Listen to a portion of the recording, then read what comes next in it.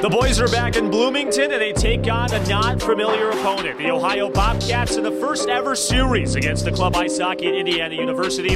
Less than 24 hours from Game 1 of a home-and-home series, so to speak, in the crossroads of America. Casey Roehl with you alongside Sam Weixler.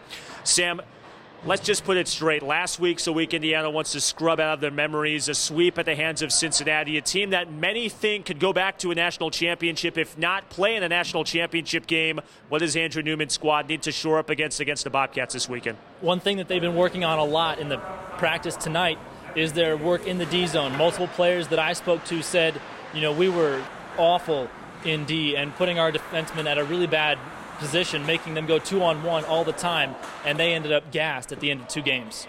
And Sam, you mentioned defense. Defense started last week with Steven Gaiser in net. The junior netminder made 75 saves on 78 shots. The first time that a Division II goaltender in program history has made more than 70 saves. He was phenomenal, albeit the loss.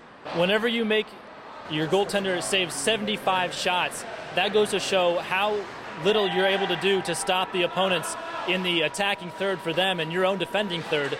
And putting Gaiser through that many shots has to be tiring. It takes a toll on a goaltender after a while. Indiana had 5 goals last weekend in the sweep against Cincinnati. 3 of those 5 came a familiar face, and that was Everett Grimes. Yeah, Grimes has been killing it this year. He's tied for the lead in points on the team, and he's been phenomenal on the ice in all thirds of play. 5 goals, the junior forward leads the team in that category. Let's shift gears a little bit to this week. Ohio, a traditional powerhouse in the TSCHL. 4 league championships in the last 7 years. Not exactly the case this season. They're starting out 0-4 under Patrick Oberlin on for his first season as head coach with the Bobcats program. What does Indiana have to do to make sure that they stay winless after this weekend? Well, the Bobcats so far are minus 21. They've given up 27 goals and only scored 6 of their own.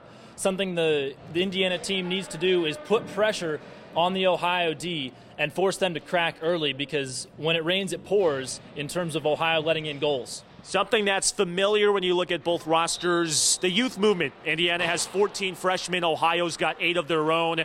But with Indiana, who had its first homestand of their season earlier this month against Bradley, when you look back at that series, what were some of the things that you took away from some of the first-year guys playing on a smaller rink, not only in the state of Indiana, but arguably the country, that's Frank Southern Ice Arena? It is quite a small sheet of ice, but the guys are getting used to it. We talked about in the preseason show going from a rough-and-tumble physical team to more of an elegant, skating, pond hockey type team. A lot of passing, and they've adjusted to it well. They've kind of grown as a team in the past few games, and they've managed to build up some chemistry between the 2 lines.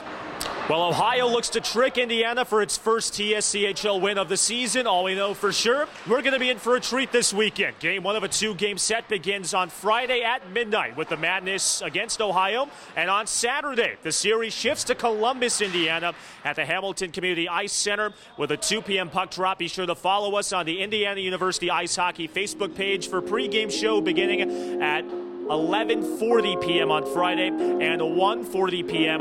on Saturday. Follow the team on social media at hockey_IU on Twitter, hockey@IU on Instagram, spelled at AT, and Snapchat at IU Hockey. For Sam Weixler, Casey Roehl, Spencer Aber back behind the camera saying so long for now from B-Town.